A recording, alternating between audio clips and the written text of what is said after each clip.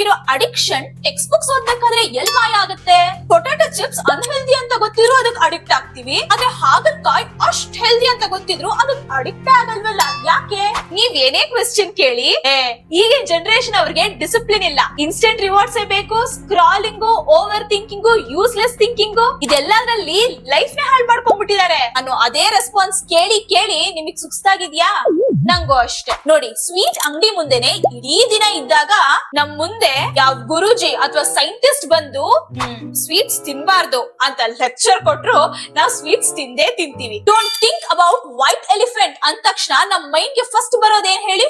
White elephant. ಹಾಗೆ stop scrolling, stop over thinking, ಅದನ್ ಮಾಡ್ಬೇಡಿ, ಇದಕ್ ಅಡಿಕ್ಟ್ ಆಗ್ಬೇಡಿ ಅಂತ ಯಾರೇ ಹೇಳಿದ್ರು ನಾವ್ ಅದನ್ನೇ ಮಾಡ್ತೀವಿ. ಅದು ನಾವೆಲ್ಲರ ಸೈಕಾಲಜಿ. ಯಾಕಂದ್ರೆ ನಮ್ ಬ್ರೈನ್ ಯಾವಾಗ್ಲೂ ಒಂದು ಸಿಂಪಲ್ ರೂಲ್ ಫಾಲೋ ಮಾಡುತ್ತೆ. Easy pleasure, zero effort, instant escape. ಯಾವ ಕೆಲ್ಸ ಕೊಡುತ್ತೋ ನಾವ್ ಅದನ್ನೇ ಮಾಡೋದು. ಸರ್, ನಾನ್ ಈ ವಿಡಿಯೋದಲ್ಲಿ ನಿಮಗೆ ಏನ್ ಮಾಡ್ಬಾರ್ದು ಅಂತ ಹೇಳೋದೇ ಇಲ್ಲ, ಅದು ಟೈಮ್ ವೇಸ್ಟ್ ಇಬ್ರಿಗೂನು. ನಾವು ನಮ್ ಗ್ರೋತ್ ಗೆ ಹೆಲ್ಪ್ ಮಾಡೋ ಆಕ್ಷನ್ಸ್ ನ ಹೇಗ್ ಈಸಿ ಮಾಡ್ಕೊಳ್ಳೋದು, ಹೇಗ್ ಎಫರ್ಟ್ಸ್ ಕಮ್ಮಿ ಹಾಕಿದ್ರು ಪ್ರೊಡಕ್ಟಿವ್ ಆಗಿರೋದು, ನಮ್ ಮೈಂಡ್ ನಲ್ಲಿರೋ ನಮ್ ಬೆಸ್ಟ್ ವರ್ಷನ್ ನ ಹೇಗ್ ರೀಚ್ ಆಗೋದು ಅಂತ ಮಾತ್ರ ಡಿಸ್ಕಸ್ ಮಾಡೋಣ. ಓಕೆನಾ?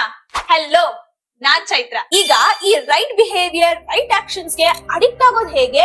ಅದನ್ನಂತೂ ಫೋರ್ಸ್ ಮಾಡಕ್ ಆಗಲ್ಲ. ನಾಳೆಯಿಂದ ಚೇಂಜ್ ಆಗ್ತೀನಿ ಅಂದ್ರೆ ಆ ನಾಳೆನೆ ಬರಲ್ಲ. ಅದಕ್ಕೆ ಈ ಪವರ್ಫುಲ್ ಮಂತ್ರನ ಯೂಸ್ ಮಾಡಿ. Don't remove, just replace. ಹೊಟ್ಟೆ ಖಾಲಿ ಇದ್ರೆ ಅಲ್ವಾ ಜಂಕ್ ತಿನ್ಬೇಕು ಅನ್ಸೋದು. ಸೊ ಪ್ರಾಬ್ಲಮ್ ಸ್ಟಾರ್ಟ್ ಆಗೋದು ಜಂಕ್ ಇಂದ ಅಲ್ಲ, ಎಂಟಿ ಸ್ಟಮಕ್ ಇಂದ. ಇದು ತುಂಬಾ ಡೀಪ್. ನೀವೇ ಅಬ್ಸರ್ವ್ ಮಾಡಿ, ನಮ್ಗೆ ರಾಂಗ್ ಅಡಿಕ್ಷನ್ಸ್, ರಾಂಗ್ ಟೆಂಪ್ಟೇಷನ್ಸ್ ಆಗೋದು ಎಂಟಿ ಟೈಮ್, ಎಂಟಿ ಮೈಂಡ್, ಎಂಟಿ ಲೈಫ್ ಇಂದ ಮಾತ್ರ. ಸೊ ಈ ಮೂರನ್ನು ಪ್ರೊಡಕ್ಟಿವ್ ಆಕ್ಷನ್ಸ್ ಇಂದ ಫಿಲ್ ಮಾಡೋದೇ ನಮ್ ಮುಂದೆ ಇರೋ ಚಾಲೆಂಜ್. ಆದ್ರೆ ನಮ್ ಮೈಂಡ್ ಗೆ ಯಾವ್ದ್ ಯೂಸ್ಲೆಸ್, ಯಾವ್ದ್ ಪ್ರೊಡಕ್ಟಿವ್ ಅಂತ ಗೊತ್ತಿರಲ್ಲ. ಯಾವ್ದ್ ಈಸಿ ಇರುತ್ತೋ ಅದನ್ನೇ ಮಾಡು ಮಾಡು ಅಂತ ಹಿಂಸೆ ಕೊಡುತ್ತೆ. ಅದಕ್ಕೆ ತುಂಬಾ ಜನ ನಿದ್ದೆ ಮಾಡೋದ್ರಲ್ಲಿ, mobile ನೋಡೋದ್ರಲ್ಲೇ time ಕಳೆದ್ಬಿಡ್ತಾರೆ.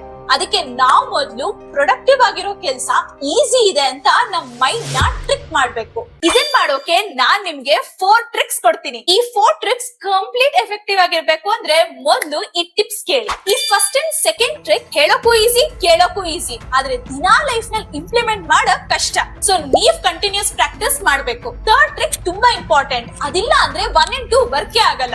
Long term changes ನೋಡ್ಬೇಕಂದ್ರೆ 4th ಟ್ರಿಕ್ ತುಂಬಾ ಮುಖ್ಯ. ಸೊ ಸ್ಟಾರ್ಟ್ ಮಾಡೋಣವಾ? Dangerous trick number 1. Make the right things easy to start.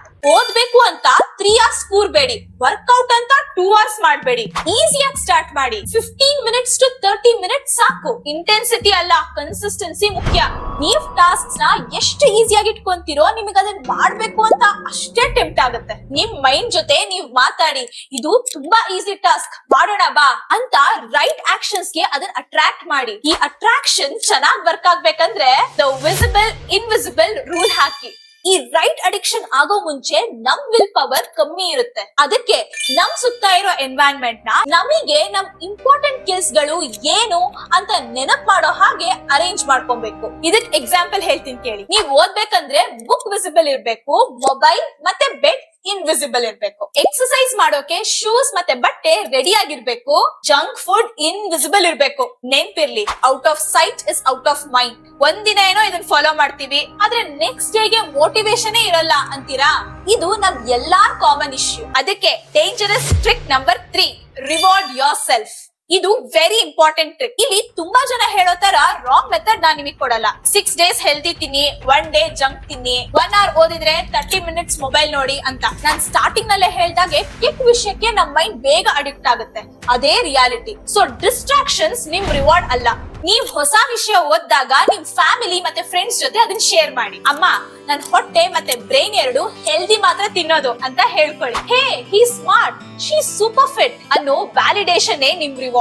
ನಿಮ್ ಒಳ್ಳೆ ಹ್ಯಾಬಿಟ್ಸ್ ಇಂದ ನಿಮ್ ಲೈಫ್ ಎಷ್ಟು ಇಂಪ್ರೂವ್ ಆಗ್ತಾ ಇದೆ, ನೀವ್ ಎಷ್ಟು ಹ್ಯಾಪಿ ಆಗ್ತಾ ಇದೀರಾ ಅನ್ನೋ ಫೀಲಿಂಗ್ ಗೆ ಅಡಿಕ್ಟ್ ಆಗಿ. ಅದೇ ನಿಮ್ ರಿಯಲ್ ರಿವಾರ್ಡ್. ಕೊನೆಯದಾಗಿ, ಎಂಜಾಯ್ ದಿ ಪ್ರಾಸೆಸ್.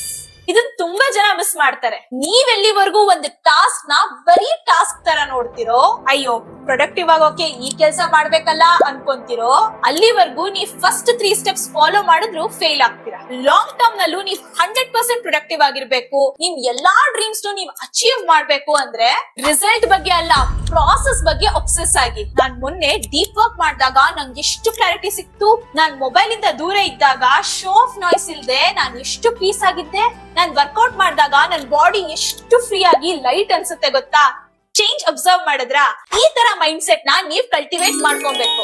ಆಗ ನಿಮ್ಗೆ ನಿಮ್ ಪ್ರೊಡಕ್ಟಿವಿಟಿ ಬಿಟ್ಟು ಬ್ಯಾಡ್ ಹ್ಯಾಬಿಟ್ಸ್ ಕಡೆ ನೋಡೋಕೆ ಟೈಮ್ನೂ ಇರಲ್ಲ, ಇಂಟ್ರೆಸ್ಟ್ ಇರಲ್ಲ. ಯಾಕಂದ್ರೆ you already experienced and enjoyed the best version of your self. ಪ್ರತಿ ನಿಮಿಷ ನಿಮ್ ಹತ್ರ ಚಾಯ್ಸ್ ಇರುತ್ತೆ. ನಾಳೆಗೆ ವೇಟ್ ಮಾಡ್ಬೇಡಿ, ಹೋಗಿ ಈಗ್ಲೇ ಸ್ಟಾರ್ಟ್ ಮಾಡಿ. ಇವತ್ತು ನಿಮಗ್ ಪ್ರಾಫಿಟ್ ಆಗೋ ಒಂದ್ ಕೆಲ್ಸನ ಮಾಡಿ ನಂಗ್ ಕಮೆಂಟ್ ನಲ್ಲಿ ಹೇಳಿ. ವಿಡಿಯೋ ನಿಮಗೆ ಇನ್ಫಾರ್ಮೇಟಿವ್ ಅನ್ಸಿದ್ರೆ ಲೈಕ್ ಮಾಡಿ, ನಿಮ್ ಫ್ರೆಂಡ್ಸ್ ಮತ್ತೆ ಫ್ಯಾಮಿಲಿ ಮೆಂಬರ್ಸ್ಗೂ ಹೇಳಿ. ಮನಸೋಲಜಿ ವಿತ್ ಚೈ ಚಾನೆಲ್ ನ ಸಬ್ಸ್ಕ್ರೈಬ್ ಮಾಡಿ. ಪ್ರೊಡಕ್ಟಿವ್ ಆಗಿರಿ. ನೆಕ್ಸ್ಟ್ ವಿಡಿಯೋನಲ್ಲಿ ಸಿಗೋಣ.